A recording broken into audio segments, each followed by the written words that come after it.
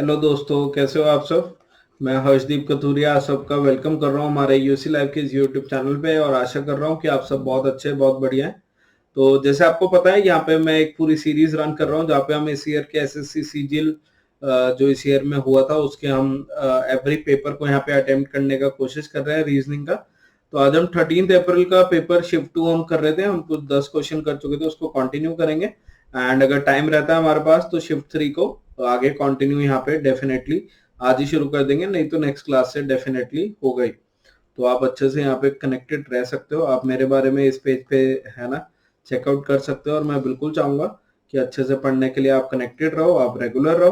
Classes अच्छी लग रही है, मैं आप सबका फीडबैक देख पा रहा हूँ। आई होप कि आप उसको अच्छे से कर पा रहे हो। बहुत ही जल्द मैंने जितना भी ये पेपर हो गया इनका पीडीएफ आपको शेयर कर दूंगा, तो आप वहां से अपना है ना स्कोर्स भी देख सकते हो। और जो कमेंट्स कर रहे हैं बच्चे, कृपया करके अपना स्कोर्स भी मेरे को बताते रहो, सो दैट आपका कितना सवाल सही हुआ कितना गलत हुआ एवरी क्लास में, तो मैं भी एक ट्रैक रख पाऊंगा कि आपकी प्रोग्रेस कैसे चल रही है। ठीक है जी, चलो। तो ये हमने उस दिन आपको होमवर्क के लिए दिया था, आई होप आप सबने इसको कर लिया हो। हमें बस इसको ये बताना था कि अगर इस आकृति को हम इसका मिरर इमेज देखें तो ये कैसे दिखाई देगा। और बहुत ही इजी बन गया था ये क्वेश्चन, खाली इस चीज से कि अगर यहाँ पे एल कुछ इस हिसाब से है तो इधर इस हिसाब से होगा, पहली चीज तो ये थी। और वो आपको एक तो इस ऑप्शन में दिखाई देती है, ऑप्शन नंबर 1 में, एक ऑप्शन नंबर 3 में। तो यानी ये दो तो हमारे कैंसिल हो गए, ठीक है। और अगर आप यहाँ पे इसको चेकआउट करोगे दोनों में, कि अगर मैं ये डार्क वाला पोर्शन चेक करूं, तो जब मैं इसको इधर ऊपर बनाने जाऊंगा बच्चे, तो ये पहले इस तरफ डार्क दिखना चाहिए, क्योंकि जो चीज शीशे से जितना दूर है वो उसकी इमेज भी उतनी ही दूर आपको है ना मिरर के केस में दिखती है। तो मतलब पहले डार्क दिखना चाहिए था, जो कि यहाँ पे है, इसमें नहीं है। इसमें इधर से गए तो पहले व्हाइट आ रहा है, तो ये भी कैंसिल हो गया। तो हमारा करेक्ट आंसर आ गया था 1। तो आप सिंपली इस अकॉर्डिंग वहां पे पिक कर सकते हो कि ऐसे हम ये मिरर इमेज जल्दी से देख पाए। ठीक है। सासरा starting running again direction sense का सवाल है। ऑप्शंस में मैं देख पा रहा हूँ कहीं भी डिस्टेंस का कुछ नहीं लिखा हुआ। हमको ये पूछा गया है कि वह अंत में किस दिशा में दौड़ रही थी। तो हमको बस थोड़ा सा ये ध्यान रखना है कि हम बहुत छोटे यूनिट्स ना ले लें, मतलब बहुत छोटे छोटे एरो ना बनाए कि कुछ गलती कर दे। बाकी आप बस जैसे वो जा रहा है वैसे वैसे करवाते रहो, तो आपका आंसर आ जाएगा, कोई ऐसे दिक्कत वाली बात नहीं है। ठीक है। तो वो 12th में क्या कह रहा है कि वो अपने घर से निकलकर उत्तर दिशा, तो मतलब नॉर्थ की तरफ गई। 40 मीटर के बाद उसने लेफ्ट टर्न लिया, 75 मीटर गया, फिर राइट लिया, 30 लिया, 30 मीटर चले, फिर राइट लिया और 75 चले। तो कुछ इस प्रकार से आंसर आ गया। बहुत बच्चे यहाँ पे अब गलती क्या करेंगे कि ये यहाँ से इस डायरेक्शन में गई तो नॉर्थ आंसर मार्क कर देंगे। बट हमको यहाँ पे पूछा गया है मेरे बच्चे कि वो कौन सी दिशा में देख रही है। तो जब वो फाइनली इस दिशा में देख रहे हैं, तो ये दिशा हमारी इस तरफ, क्योंकि हमने ऊपर की तरफ नॉर्थ लिया था, उत्तर लिया था, तो ये हमारा ईस्ट यानी पूर्व डायरेक्शन हो जाएगा, है ना। ये हमारा पूर्व डायरेक्शन हो जाएगा। तो इसका आंसर हमारा 4th दैट इज ईस्ट आ जाएगा। आप इसको अकॉर्डिंगली मार्क कर सकते हो। अब देखो, हमने ये कॉन्सेप्ट पढ़ा था कि नॉर्थ की तरफ जा रहा है ना। एक लेफ्ट टर्न लिया, एक राइट टर्न लिया, तो वो कैंसिल हो जाएगा। आखिरी में एक राइट टर्न लिया, क्योंकि यहाँ पे कितना दूर गया ये नहीं पूछा, बस कौन सी दिशा में देख रहा है ये पूछा गया है। तो आप इसको डायरेक्ट ऐसे भी कर सकते थे कि हाँ जी उत्तर की तरफ जा रही थी, ठीक है। एक लेफ्ट और राइट कैंसिल हो गया, और एक उसके बाद एक और दाएं, और एक और फाइनल दाएं की तरफ मुड़ा। तो नॉर्थ जाते जाते दाएं की तरफ मुड़ना मतलब ईस्ट की तरफ देखना हो गया, और यहाँ से ये हमारा आंसर हो जाएगा। ठीक है। तो आशा कर रहा हूँ कि ये चीज यहाँ पे इतनी समझ आई होगी। दोनों अप्रोच आपको यहाँ पे दिख गए होंगे कि कैसे करना है। ठीक है, चलो जी। तो यहाँ पे सीरीज का ये सवाल है, श्रृंखला हमको यहाँ पे दिख रही है, अगला ढूंढना है। तो यहाँ पे अगर मैं चेक करने जाऊँ 222 से 312, तो 90 का डिफरेंस दिख रहा है। यहाँ पे मेरे को 52 से 22 70 का डिफरेंस दिख रहा है। तो काफी ऐसा नहीं है कि बहुत दूर का नंबर है, कुछ सिचुएशन है। तो सिंपली मेरे को यहाँ पे डिफरेंसेस लिखने से ऐसा लग रहा है कि बात बन जाएगी, क्योंकि यहाँ पे 38 का डिफरेंस है। एक बार चेक करो। फिर यहाँ पे हमारा कितना 53 का डिफरेंस है ना। अगर अब मैं डिफरेंसेस को ये साइड पे लिखूं कि ये इतना इतना इनमें घटा के आया, तो ये मुझे नजर आएगा कि अरे ये तो बहुत ही आसान हो गया कि पहले 15 का डिफरेंस था, फिर 17 का डिफरेंस है, फिर 20 का डिफरेंस है। यानी मेरे बच्चे पहले 2 यूनिट बढ़े, फिर 3 यूनिट बढ़े, अब अगली बार 4 यूनिट बढ़ने हैं ना। 4 यूनिट बढ़ने का मतलब 90 और उसमें 24 का डिफरेंस होना चाहिए, यानी 90 में 24 डिफरेंस के लिए यहाँ पे 114 होना चाहिए। और 114 अगर यहाँ पे होगा तो यूनिट डिजिट से आप चेक करो, 4 और 2 6, एक में ही है। तो वैसे तो ये पूरा सही लग रहा है, 114 इसमें ऐड भी करके देख लो, तो ये आपका 426 आ रहा है। तो ये हमारा करेक्ट आंसर आ जाएगा। अब स्क्वायर क्यूब से आप बनाने का सोचोगे तो चांसेस हैं कि कहीं से कुछ बन जाए कि डिफरेंस के डिफरेंस है, कुछ प्लस माइनस हो रहा है। बट कई बार ये डबल डिफरेंस, 2 बारी डिफरेंस निकालने से, उनको घटाने से अगर ये चेन बन रही है तो इतना मुश्किल नहीं है, क्योंकि नंबर्स आसान ही है ना। तो हम क्या करेंगे, वहां पे एक चेन बना के देख लेंगे, वहां पे हम सिंपली इसको चेक कर लेंगे कि अच्छा बस यही चीज तो हमको करनी थी। मैं आपके लिए यहाँ पे एक बार ये पूरी चेन भी लिख देता हूँ कि आपको कंफ्यूजन ना हो, ठीक है ना। तो ये कुछ इस प्रकार से चल रहा है, ठीक है। तो ये आपका 426 आंसर आ जाएगा, ठीक है। कर लोगे इतना। चलो क्वेश्चन नंबर 14, अगेन मैथमेटिकल है ना, ऑपरेशंस का ये सवाल, जहाँ पे आपको अलग अलग ये चेन चूज करने होंगे। तो देखो अब यहाँ पे सबसे पहले हम डिवाइड का ही खेल देखते हैं कि डिवाइड कहाँ कहाँ गिवन है। तो 120 डिवाइडेड बाय 42, यानी यहाँ पे तो मुश्किल हो जाएगा, फ्रैक्शन बन जाएगा, पूरा नहीं कट रहा, मल्टीप्लाई भी नहीं है, तो इसके आने के चांसेस कम है। यहाँ पे देखो मल्टीप्लाई है, डिवाइड है, यानी 88 गुना 120 बटे 42। तो अगेन देखो 2 से कट करेंगे तो यहाँ भी 21 आ रहा है, और 7 का मल्टीपल दिख पाना मुश्किल है कहीं भी ऊपर, है ना। क्योंकि इक्वल टू अगर आप लोगे तो 240 माइनस, तो ये भी नहीं होगा क्योंकि कुछ भी फ्रैक्शन नहीं आ पा रहा, ठीक है। अगर मैं डिवाइड मेरे बच्चे यहाँ पे लूं 240 बाय 48, तो ये कट रहा है, ये 5 से जा रहा है, तो यहाँ पे सबसे ज्यादा चांसेस हैं कि आंसर बनेगा। अब डिवाइड इन दोनों में है, अब मुझे चेक करना है कि कहाँ पे रखें। एक में कह रहा है कि 88 इक्वल टू 120, अब देखो 120 गुना 42 कर रहा है, ठीक है, प्लस 240 डिवाइडेड बाय 48 इंटू 2। कोई एक सॉल्व कर लो, एक सही होगा तो दूसरा गलत है, दूसरा सही होगा तो पहला गलत था। तो 2 ऑप्शन रह गई, अब तो हमारे लिए मतलब एक ही मेहनत करनी है। अब एक ही मेहनत में वैसे मुझे तो क्लियर कट दिख गया मेरे बच्चे की, 240 डिवाइडेड बाय 48 अगर मैं करता हूँ तो ये 5 आ गया। बट यार ये 5 से भी, ये तो देखो जरा कि 120 गुना 42 मतलब 4000 कुछ नंबर जाएगा, और हमको तो 88 लेके आना है, तो पॉसिबल ही नहीं है। तो ये गलत हो गया, ये हमारा करेक्ट आंसर है ना। तो मैं ऑप्शन एलिमिनेशन से यहाँ तक पहुंच गया। अगर आप इसको चेक करना चाहते हो तो आप चेक कर सकते हो कि 88 equal to 120 minus 42 plus 240 divided by 48 into 2। तो मेरे बच्चे यहाँ पे क्या बन रहा है, 240 डिवाइडेड बाय 48, 5 गुना 2 10, 120 में से 42 अगर हम लेके जाते हैं तो 72, और उसमें से नहीं, 120 में 40 गए 80 और 2 गए 78 प्लस 10, तो 88 बन रहा है ना। और यहाँ तो 88 ऑलरेडी है, तो अगर आप पहले इससे पिक करोगे तो भी ये सही है, क्योंकि सही आंसर तो सही रहेगा ना, उसे कहीं भी देख लो, उसने कोई टेंशन थोड़ी देनी है। तो हमको बस ये ध्यान रखना है कि जितना एलिमिनेट कर सकते हैं जल्दी से जल्दी और ज्यादा से ज्यादा ऑप्शंस को उनको हटाते जाए, ठीक है। चलें आगे। चलो जी, सवाल नंबर 15, अगेन ये सीरीज का यहाँ पे श्रृंखला का एक सवाल है, और जो मैं देख पा रहा हूँ ये तो काफी इजी सवाल है। क्यों? क्योंकि यहाँ पे 25 का गैप आया, और 25 आते ही पहले आंखें चमक जाती है कि अरे 5 का स्क्वायर तो नहीं है। क्यों? तो अगले में हमने देखा कि अगर ये 25 का गैप है, 25 घट रहे थे, यहाँ पे 49 घट रहे हैं। अगर आप ध्यान से देखोगे यहाँ पे कितना घट रहा है, 81 घट रहा है क्या? तो पहले 81 घटे, दूसरे वाले में 49 घट रहे हैं, फिर 25 घट रहे हैं, अरे मतलब पहले -9 का स्क्वायर हो रहा था, फिर -7 का स्क्वायर हो रहा था, फिर -5 का स्क्वायर हो रहा था। तो अभी हम कितना घटाएंगे, 3 का स्क्वायर घटाएंगे ना, यानी -9 करेंगे। तो 143 में से 9 घटा दो, 9 घटाते ही आपको पता लग जाएगा कि आपका करेक्ट आंसर 134 है। ठीक है, ठीक है ना। 143 में से 9 घटाना है, प्लीज मेक श्योर करना। यहाँ पे ऑप्शन नहीं है, वैसे 135 कई बार ही होता है, हम बहुत बड़ी गलती कर देते हैं उसको घटाने में, कि 9 घटाने हैं तो 11 घटा देते हैं या 11 जोड़ देते हैं।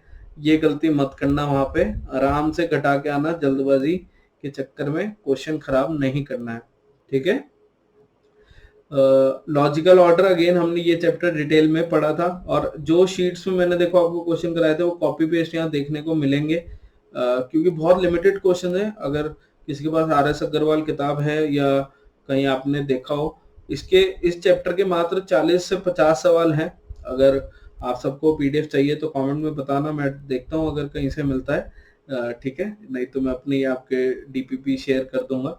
और वो 50 क्वेश्चन ही आपको लिटरली बार बार आगे पीछे कुछ थोड़े चेंजेस के साथ देखने को मिलेंगे, तो आप उसको अच्छे से कर सकते हो। ठीक है। अब जब इनको ऑर्डर में लगाना है तो देखो यहाँ पे साफ पता लग रहा है कि कोई एक बीमारी रिलेटेड बात हो रही है, कि पहले उसका पता लगा, फिर वो सही हुई है ना, एंड उसका हमको आंसर देना है। अब आंसर देना है तो देखो इन सब में मुझे सबसे पहले पता है कि सुधार सबसे आखिरी में होगा, कि बीमारी पकड़ी जाएगी, दवाई खाएंगे, सबसे आखिरी में होगा, तो 2 लास्ट में होना चाहिए, 2 लास्ट में होना चाहिए। तो ये 2 ऑप्शन हमारे कैंसिल हो गए। ठीक है, ये 2 ऑप्शन हमारे कैंसिल हो गए। अब कंफ्यूजन कहाँ हो रही है, देखो कि 3 पहले आएगा या 4, क्योंकि बाकी सब कुछ सेम है। तो वायरस पहले आता है या सिम्टम पहले आता है, अब तुम खुद बताओ कि तुम्हें वायरस पहले आएंगे या सिम्टम्स। पहले वायरस बॉडी में आएगा ना, फिर उससे आपको सिम्टम्स आएंगे, यही यही तो प्रोसेस रहता है, कि वायरस बॉडी में एंटर किया, उसी करके सिम्टम्स आ रहे हैं।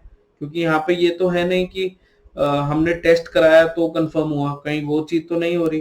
तो वायरस बॉडी में आया तो 3 पहले आएगा, फिर हमको इन्फेक्शन हुआ, उस वायरस करके कुछ दिक्कत शुरू हुई है ना, वो हमारे बॉडी में फैला, जिस करके हमें लक्षण आने शुरू हुए, सिम्टम आने शुरू हुए, फिर हमने उसका उपचार किया, हमने उसका ट्रीटमेंट लिया, और फिर हमारा सुधार हो गया।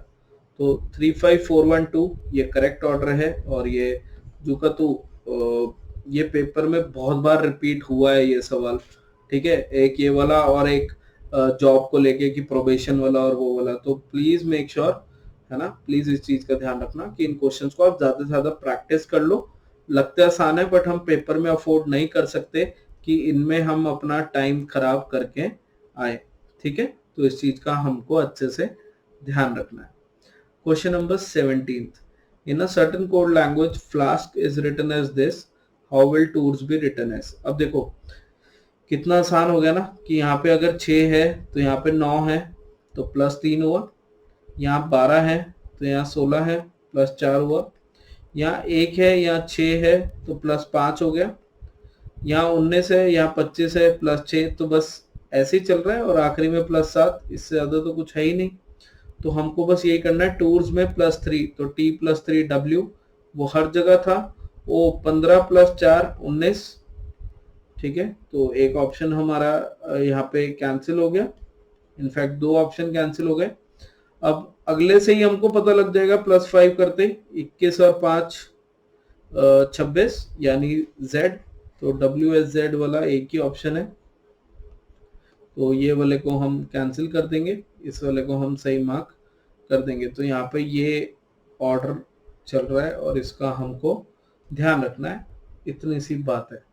ठीक है, इतनी सी बात है। तो आशा कर रहा हूँ कि ये आपको क्लियर हुआ होगा बिना किसी प्रॉब्लम के। ठीक है, चलें आगे। चलो 18th, 4 letter clusters have been given, 4 अक्षर समूह हमको दिए गए हैं, 3 एक समान है, एक असंगत है, एक अलग है। जो वो अलग है उसका हमको यहाँ पे चयन करना है मेरे बच्चे। अब देखो नंबर्स कितने प्यारे प्यारे दिए हैं इसने। सबसे पहले नजर ही मेरी तो इस ऑप्शन पे गई, है ना, कि ये 2 6 10 14 18, कि भाई +4 +4, मतलब कितना प्यारा सा सवाल है, कि कितना इजी बनाया है ना। फिर अगर मैं यहाँ पे देखता हूँ तो फर्स्ट पे अगर मैं चेक कर लेता हूँ तो 22, 26, 4, 8 और यहाँ पे 14। तो यहाँ पे प्रॉब्लम हुई कि यार ये तो +4 हुआ था, इधर +6 हुआ। अब या तो गड़बड़ी फर्स्ट ऑप्शन में है या थर्ड में है, ये चेक करने के लिए मुझे सेकंड या फोर्थ देखना पड़ेगा, क्योंकि +4 सब कुछ सेम था, या आखिरी वाले में गड़बड़ी हुई। तो हो सकता है बाकियों में भी +6 हो। तो मैं ये नहीं करूंगा कि फटाफट से 3 को मार्क कर दे कि इसमें सिमेट्री है उसमें नहीं, पूरा चेक करना है। तो आप अगला देखो तो यहाँ पे क्या हो रहा है, 11, 15, 19, 23, 27। ए को 27 भी लिख सकते हैं ना, 26 + 1, जेड के बाद पहला। अब यहां से जैसे ही मैंने चेक किया या आपने चेक किया तो ये नजर आया कि अरे सर +4 था। ठीक है, सब में +4 होता जा रहा है। तो वो +4 होता जा रहा है, तो ये गारंटी हो गई कि ये वाला ही कुछ गड़बड़ दे रहा है। फिर भी मन में कई बार आता है कि क्या पता कुछ और चीज ना हो, गैप का देखना ही ना हो। तो बेटे ये देखो 3 से 7 यहाँ भी +4 हो रहा है, 21 है ना, 17 से 21 ये भी +4 हो रहा है, 21 से 25 ये भी +4 हो रहा है, 25 से 29 ये भी +4 हो रहा है। तो यहाँ भी यही सिचुएशन थी। तो ये हमारा करेक्ट आंसर 1 हो जाएगा, जो कि ऐसा एक समूह जो बाकी चारों से अलग है, डिफरेंट है। ठीक है, क्या ये समझ में आया? चलिए आगे चलते हैं। क्वेश्चन नंबर 19 में क्या कह रहा है, वेन डायग्राम बनाना है। नॉन कम्युनिकेबल डिजीजेस, गैर संक्रामक रोग, मतलब जो एक दूसरे को छूने से नहीं फैलती है ना, कि मतलब ऐसे कम्युनिकेट नहीं होती। कुछ बीमारी होती हैं जैसे कोल्ड में कहते हैं कि आप उनके पास मत बैठो, जुकाम आपको भी लग जाएगा। कुछ आइज का, आई फ्लू का आपने देखा होगा कि कहते हैं उनकी आंखों में ना देखो या चश्मा पहन लो कि नहीं तो ये फैल जाएगा। कुछ इस सिचुएशन में हमको बताना है। तो नॉन कम्युनिकेबल डिजीजेज में देखो कैटरैक्ट आंखों की बीमारी से रिलेटेड होता है, बट वो ऐसे देखने से या साथ रहने से नहीं फैलता। सेम डायबिटीज का है, डायबिटीज आपने देखा भी होगा कितने लोगों को है, अगर कम्युनिकेबल होता तो बहुत जल्दी और ऑलमोस्ट सबको ही हो जाता। तो कैटरैक्ट और डायबिटीज ये नॉन कम्युनिकेबल है, ये दोनों इसके अंदर आएंगी। खसरा जो मीजल्स है वो कम्युनिकेबल है, वो टच करने से फैल सकता है। तो ये आपको ऑप्शन दिखाई देगा, ऑप्शन नंबर 2, जहां पे अगर ये हमारा नॉन कम्युनिकेबल डिजीजेस का है ना सर्कल है, इसके अंदर आपको 2 दिखाई देंगे, एक तो कैटरैक्ट और एक आपका डायबिटीज। ठीक है जी, और जो मीजल्स है वो हमारा यहाँ पे बिल्कुल अलग से रहेगा, बिल्कुल अलग रहेगा। ठीक है, तो इसके अकॉर्डिंग हमारा आंसर हो जाएगा 2। ठीक है मेरे बच्चे, कोई डाउट तो नहीं है? चलो क्वेश्चन नंबर 20, ये बहुत ही प्यारा सवाल था, मेरे ख्याल से इजी था, बट किसी को परेशान करना है ना पेपर में, अगर वो कई बार क्या होता है करते करते हमें ये लगता है कि सब कुछ ही बड़े आराम से ही हो रहा है, ये वो क्वेश्चन है जो शायद आपको परेशान कर दे। तो थोड़ा सा इन क्वेश्चन से बच के रहना। ठीक है, अब देखो यहाँ पे आपको दिखाई दे रहा होगा BCB। अब बहुत जगह बहुत बच्चे क्या करते हैं, इसको इक्वल हिस्सों में डिवाइड करते हैं, बट SSC में ना यार इतना आपको टाइम इन्वेस्ट करने का जरूरत नहीं है कि पहले काउंट करो। वो यूजुअली एक फ्रेमवर्क में सवाल आता है तो हम वैसे ही बनाएंगे। यहाँ भी BCB दिखाई दे रहा है, तो यहाँ पूरे पूरे चांसेस हैं कि ये भी BCB होगा, यानी सेकंड और थर्ड में B आएगा। वो इस ऑप्शन में भी आ रहा है और इस ऑप्शन में भी आ रहा है, तो एटलीस्ट इन 2 ऑप्शंस को हम अभी के लिए कैंसिल करते हैं। ठीक है, अब देखो अगर आप चेक करोगे ना तो यहाँ पे H आ रहा है, ठीक है, यहाँ भी H आ रहा है, तो हर केस में H था ही, तो RHKN चल ही रहा है ना। अब यहाँ पे H है, अगर मैं यहाँ पे R लिखता हूँ तो वो किसी ऑप्शन में नहीं है, यहाँ पे S है। तो क्या समझे बच्चे कि इधर R था, इधर S है, तो मतलब RST ये एक अलग साइकिल चल रही है। ठीक है, बाकी HKN BCB, फिर यहाँ भी HKN BCB ये सीरीज चल रही है। तो वो अक्षर अगर मैं लिखना चाहूँ तो कुछ इस प्रकार से ये सीरीज आपको देखने को मिलेगी। ठीक है, कुछ ये चल रहा है, तो RST तो अपना सीरीज में चल रहा है और ये रिपीट हो रहा है। और जब आपने फिल किया तो आपको दिखाई दिया कि मेरे आंसर में HBBS दोनों में सेम था, कि ये एन एच आखिरी वाला एन नहीं आ रहा, आखिरी वाला सॉरी सी नहीं आ रहा, आखिरी वाला एन आ रहा है, तो ये आप एलिमिनेट कर दोगे और वो बहुत जल्दी हो जाएगा अगर आपको ये पता लग गया था कि के बाद एन हर जगह बात बन रही है ना। कोई बच्चे कहेंगे कि सर ये एकदम से भी एलिमिनेट हो सकता था, बिल्कुल हो सकता था, अगर आपको एक कॉन्फिडेंस वहां पे रखना है कि बस एक एक जो है वो अल्टरनेटिवली चल रहा है, बाकी सब फिक्स है, तो हम उसके अकॉर्डिंग इसको जल्दी से जल्दी वहां पे कर सकते हैं। अपना टाइम इतना इन्वेस्ट है ना पहले प्रैक्टिस में कर लेंगे कि वहां पे हम कम से कम उसको टाइम दे पेपर में। ठीक है, चलो जी। तो एनालॉगी का ये अगला सवाल है, 68-19 से रिलेटेड है, 164 बताना है। तो आप नोटिस करोगे कि 68 का अगर मैं बटे 4 कर दूं तो 19 के पास लगभग पहुंच जाता हूं, है ना, और 4 से डिवाइड भी हो रहा है। तो आप जैसे ही 68 को डिवाइडेड बाय 4 करो तो वो कितना आता है, 17, और उसमें अगर मैं 2 जोड़ दूं तो क्या 19 आ जाएगा। तो यानी डिवाइडेड बाय 4 करना है, फिर उसमें +2 किया। अब मैं ऐसे ही 164 के साथ करके देखता हूँ और ऑप्शन मैच करें कि क्या बन रहा है। क्या 164 डिवाइडेड बाय 4, तो 41 +2, तो ये बन रहा है 43, है ना। तो ये बन रहा है 43, तो यहां से आपका आंसर आ जाएगा। ठीक है जी, क्या ये बात समझ में आई। अब कुछ बच्चे कहेंगे सर हमने तो ये देखा कि 19 का 4 गुना कर दें 76 और उसमें से 8 घटाएं तो 68 होता है। अब कौन से नंबर का 4 गुना करें और उसमें से 8 घटाएं कि 164 आए। तो sir x 4x equal to 172, हमने पूरा यहाँ पे मैथ्स लगा लिया, है ना। तो क्या इससे आंसर गलत आएगा, तो ऐसा कुछ नहीं है, आंसर इस वे से भी ठीक है। ठीक है, क्योंकि यहाँ पे नंबर इससे मल्टीपल करना, डिवाइड करना मुझे ज्यादा इजी लगा 19 से मल्टीप्लाई करने से, तो वो आपको जो कंफर्टेबल है आप उस वे से कर लो। अगर आप सही सोच रहे हो तो आंसर हर वे से सही ही आएगा। ऐसा नहीं होगा कि आप कुछ और कलाकारी से ही निकाल दो और वहां पे वो रिक्वायर्ड ही ना हो। ठीक है, क्या ये इतना क्लियर हुआ। अगले क्वेश्चन की ओर चले। चलो, question number 22, the sequence of folding a piece of paper is given in the manner this. तो ये वो रंगोली वाला हमारा फेवरेट सवाल है ना, जिसको हम हमेशा डिस्कस करते आ रहे हैं, और ये यहाँ भी आपको देखने को मिला। तो एक पेज को पहले हाफ में फोल्ड किया, उस हाफ से एक क्वार्टर को किया और फिर उसमें कट बना दिए, है ना। और अभी हम इसको काटने के बाद जब वापस खोलेंगे तो ये कैसा दिखाई देगा। तो आपको इसमें मिरर इमेज बनाना होता है, हम ये बार बार कर चुके हैं। आप यहाँ पे अगर देखोगे ट्राइंगल है और ये सपोज करो कि मैं नीचे खोलते हैं तो ये ऐसे खुल जाएगा, कुछ ऐसे, एक बार चेक कर लो जरा, है ना। और ये ट्राइंगल पूरा बनेगा ना जब ये इधर से खोलेंगे और ये इधर से खोलेंगे, यानी 2 ट्राइंगल ऊपर नीचे विपरीत दिशा में और बीच में एक सर्कल। अब देखो इसमें सर्कल नहीं है तो ये गलत, इसमें भी सर्कल नहीं है तो ये गलत, यहाँ पे बिल्कुल सही बन रही है सारी चीजें। बताओ, यहाँ भी सब कुछ सही बन रहा है तो कोई टेंशन की बात नहीं है। अब बट बात आ जाएगी कि हमको पोजीशनिंग देखनी है कि इन दोनों में से बेटर कौन सा है। तो आप एक बात खुद समझो, यहाँ पे मेरे बच्चे सिमेट्री से देखो, अगर ये ऐसे यहाँ पे था तो ये इधर भी ऐसे ही आएगा। अब जब इसको इधर खोलोगे तो वो इधर आएगा और ये वाला इस तरफ नीचे आना चाहिए ना, नीचे आना चाहिए।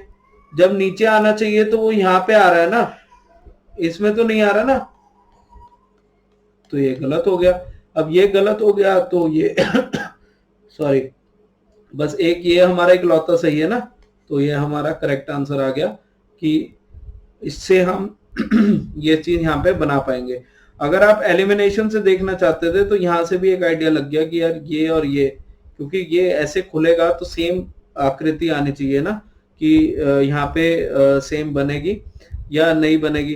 तो आप कहोगे कि अरे सर ये तो कैसे सेम बन रहा है, क्यों, क्योंकि जब हमने इसको उल्टा किया तो इसको नीचे बनाएंगे तो ये शेप ही चेंज हो गया ना, हमको तो कुछ इस प्रकार से चाहिए था और यहाँ पे तो ये उल्टा आ रहा है, तो ये गलत है तो ये भी गलत होगा और वो अल्टीमेटली सब कुछ ही गलत हो गया। तो आप सिंपली सिमेट्री से बनाओ तो बेटर रहेगा और ऑप्शन एलिमिनेट करते रहो। ठीक है, चलें आगे। चलो, question number 23, select the option that is not embedded. अब प्लीज आप में से जितने भी एस्पायरेंट्स हैं सीरियस लेवल पे, आपको कितना ही टाइम हो गया तैयारी करते हुए, वहां पे ये रीजनिंग में इंग्लिश का ध्यान रखना। अब यहाँ पे नॉट एम्बेडेड पूछा है कि कौन सा छुपा नहीं हुआ है, ठीक है ना। कई बार क्या होता है कि हम वहां पे ये गलती कर देते हैं, कौन सा एम्बेडेड है, तो इस करके गलती हो जाती है। तो इनमें से अभी हमको बताना है कि विच इज नॉट एम्बेडेड, ठीक है। क्या ये समझ में आ गया? चलो, तो अगर मैं पहला देखने जाऊं तो पहला एम्बेडेड दिख रहा है मुझे, बिल्कुल है ना। ये यहाँ पे ऊपर ही दिख जाएगा आराम से पूरा ऊपर तक। तो ये तो एम्बेडेड है। अगर मैं ये वाला देखने जाऊं, ये भी आराम से एम्बेडेड दिख रहा है। और अगर मैं ये वाला देखने जाऊं कि सर्किल के बाद आ रहे हैं नीचे और कर्व के साथ ऊपर, अरे ये वाली तो लाइन ही नहीं है। ये देखो, ये वाली लाइन यहाँ होनी चाहिए थी ना, ये तो है ही नहीं। तो बस यही आंसर है, सीधा नॉट एम्बेडेड में हमको यहाँ पे दिख ही गया है ना। तो इसको हम सीधा कैंसिल आउट कर देंगे कि ये तो बन ही नहीं रहा, ठीक है। और जैसे ये कैंसिल आउट होगा तो हमको पता लग गया कि ये इस चीज का आंसर है। चलो, क्वेश्चन नंबर 24। अगेन ये वो वाला टाइप आ गया जो मैं आपको इतनी क्लासेस से समझा रहा हूँ कि टीसीएस को अभी ये वाले टाइप के सवाल देने में काफी मजा आ रहा है। तो आशा कर रहा हूँ कि आप इस चीज को समझोगे और ये पक्का अभी ये जो एसएससी होने जा रहा है और कुछ दिनों में आपको ये वहां पे दिखाई देगा। तो मेक श्योर करना कि ये सवाल को वहां पे गलत ना करके आओ, ठीक है। तो यहाँ पे मेरे बच्चे क्या हो रहा है, अगर आप ध्यान से देखोगे कि CHSX, अब इनमें कुछ प्लस प्लस करोगे ना तो डायरेक्ट रिलेशन नहीं है। तो ये क्या होता है कि रिपीट हो रहे हैं बस, CHSX, ठीक है। ये 4 हुए, फिर अब C आ गया तो अगला फिर से H होगा। अब आपको अगर ये कॉन्सेप्ट याद था कि H होगा तो एक ही ऑप्शन था और वो आंसर हो जाएगा जिसमें पहले H आ रहा है। उसका आप कंफर्म यहां से भी चेक कर सकते हो कि लास्ट वाले में FJQ U और फिर से F आया है ना, FJQ U, फिर से F आया, तो फिर से F के बाद J आना चाहिए, यानी ये आखिरी वाला J होगा। अगेन वो भी J आ रहा है, ठीक है। अब मैं पूरा क्यों सॉल्व करा रहा हूँ, क्योंकि एज अ टीचर मेरे को आपको तो हर एंगल से बताना है ना, कि कोई पहले से शुरू करे तो कैसे देखना है, आखिरी से देख रहा है तो कैसे देखना है, कई बार कुछ देखा ही नहीं पूरा सॉल्व भी करने जा रहे हो तो कैसे करना है, कि आप अपना बेस्ट दे पाओ हर पॉसिबल वे में। अब बहुत बच्चे इसमें गलती कर देते हैं कि A E I O U में मार्क कर देते हैं, ये ऐसे नहीं चल रहा। ये सीरीज ऐसे चल रही है, बीच वाली, खाली बीच वाले अक्षर जो हैं, है ना। तो इसमें आप चेक करो कि 1 से 5 4, फिर ये 4, सब में 4 4 जुड़ता जा रहा है ना, सब में 4 4 जुड़ता जा रहा है। तो 17 के बाद आप 4 जोड़ोगे 21 आएगा, 21 का मतलब U, लेटर U आएगा और वो इसी में है, ठीक है। वो इसमें भी है, इसमें भी है, बट बाकी हमने पूरा कॉम्बिनेशन देख लिया ना। तो आपको मेहनत करनी पड़ेगी। अगर H वाला कॉन्सेप्ट याद है तो आपको कुछ मेहनत नहीं करनी पड़ी थी, आपको चुटकियों में पता लग गया था कि हाँ ये आंसर हमारा यहाँ पे बनेगा, ठीक है, पक्के से बनेगा। चलो जी, क्वेश्चन नंबर 25, अगेन हमारे इस सेशन का आखिरी सवाल, और फिर हम शिफ्ट नंबर 3 की ओर यहाँ पे चलेंगे।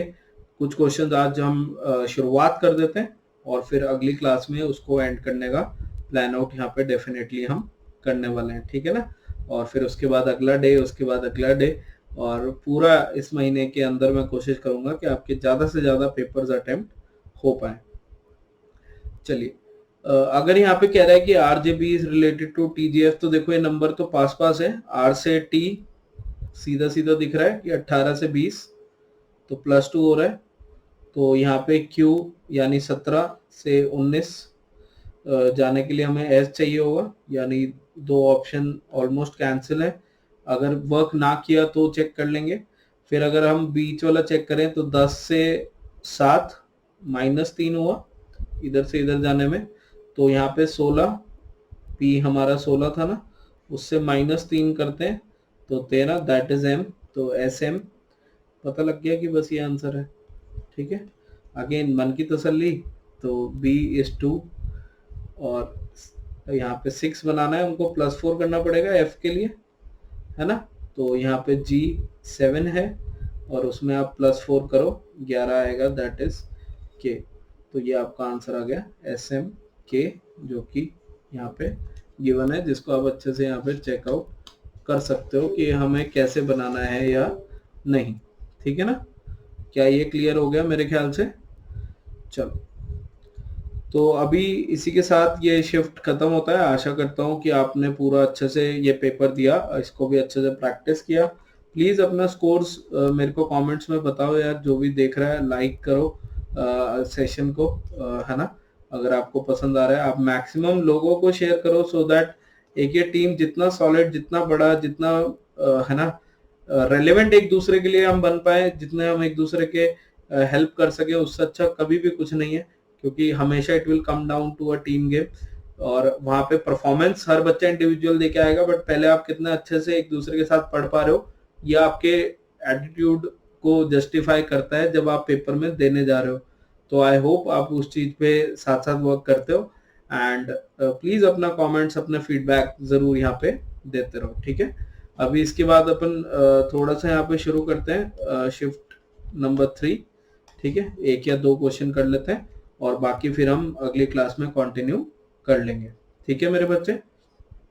चलिए, तो शिफ्ट 3 का पहला सवाल काफी आसान सा ये सवाल था। अगेन आई होप कि आप इसको देख पाओगे, क्योंकि आसान कैसे बन गया कि 240 से 120 हमको पता लग गया कि इसका आधा किया है, ठीक है। 180 से 360 मतलब इसका दुगना किया है। पहले आधा किया, फिर बीच का नहीं पता, फिर दुगना किया, तो ऐसे होगा ना, आधा किया, फिर गुना 1 किया, फिर गुना 1.5 किया, फिर गुना 2 किया। क्योंकि यहाँ पे गुना 2.5 दिख रहा है, इंटू 2 1/2 दिखाई दे रहा है कि 360 का डबल 720 और उसमें 180 जोड़ा गया। तो फिर अगले में इंटू 1 ही करना था बस, 120 गुना 1 120, है ना। और 120 से 180 में गुना 1.5 भी हो रहा है, तो यानी ये वर्कआउट कर गया कि क्या हो रहा है, पहले इंटू हाफ, फिर हमारा इंटू 1, फिर हमारा इंटू 1 1/2, फिर इंटू 2, फिर इंटू 2 1/2 एंड सो ऑन, ठीक है। तो अकॉर्डिंगली आप इसको यहाँ पे वर्कआउट कर सकते थे, मेरे ख्याल से बड़े इजीली कर सकते थे, ठीक है। तो आपका करेक्ट आंसर यहाँ पे ऑप्शन नंबर ए हो जाएगा। खुशी खुशी में ये नहीं करना बस आंसर निकाल दिया और वहां मार्क करना भूल गए, प्लीज मार्क करके सेव जरूर कर देना, ठीक है। वैसे मुझे पता है आप कर दोगे, बट यार एज अ टीचर कोई भी चीज नहीं छोड़नी चाहिए बताने के लिए बच्चों को, है ना। कि एक बच्चा कहे कि सर आपने पढ़ाया तो पूरा था, पर आपने बताया नहीं कि वहां पे सेव एंड प्रोसीड भी तो करना था सवाल पे क्लिक करके। तो कृपया करके जो भी आंसर है उनको अच्छे से मार्क करके आगे बढ़ते रहिएगा, सेव का बटन दबा के। चलो, in a certain code language mania is written as this, proud का ये कोड है। तो देखो अगेन ये भी आसान से ही एक सवाल है, जहाँ पे मेनिया को इन्होंने कुछ इस प्रकार लिखा है। अब देखो a से z -1 दिख रहा है, ये भी a से z -1 दिख रहा है। m से n क्या ये +1 है? n से o ये भी +1 है। i से h ये हमारा -1 है। अब देखो +1 -1 +1 -1 होता तो भाई यहाँ भी +1 होता। क्या ये बात समझ में आई? अगर +1 -1 सब में होता तो यहाँ भी +1 आना था, बट नहीं आया। यानी वो क्या कर रहा है, जो वॉवल्स होते हैं, वॉवल्स में ही तो किया उसने -1, उन सब में -1 करना, उसमें एक घटाना है। बाकी जो कॉन्सोनेंट्स है वॉवल के अलावा, ए ई आई ओ यू के अलावा, उन सब में +1 किया। तो यहाँ से चेक कर लो, P में +1 किया, Q R में +1 किया, S O में -1 किया तो N, U वॉवल है उसमें एक घटाया तो T, फिर D में फिर से +1 किया तो E, है ना। तो ये आपको यहाँ पे देखने को मिल गया। अब हमें डंकी का बताना है, ठीक है। तो डंकी में वॉवल ही पकड़ोगे सबसे पहले कि ओ में से एक घटाएंगे एन, ई में से एक घटाएंगे डी। तो हमें एन और डी चाहिए, ठीक है। एन और डी यहाँ पे दिखाई दे रहा है, यहाँ भी है, यहाँ भी है। तो एग्जामिनर भी समझदार है, उसे पता है कि तुम निकाल लोगे इतना, है ना। फिर y में +1 करेंगे z, तो डी जेड चाहिए, तो ये ऑप्शन कैंसिल, ये ऑप्शन तो पहले ही कैंसिल हो गया था।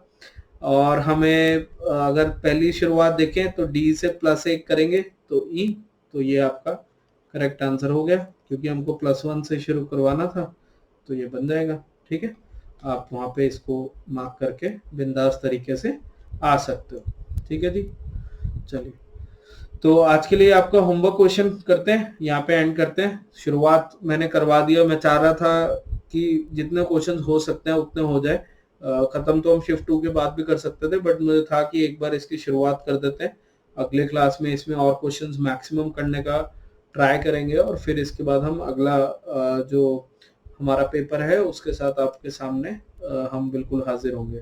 ठीक है, तो आप बिल्कुल इसको अच्छे से अटेम्प्ट करो, कुछ भी दिक्कत आए तो बताओ और हम इसके बाद नेक्स्ट क्लास में मिलते हैं। अपना ध्यान रखो, मुस्कुराते रहो, बाय बाय।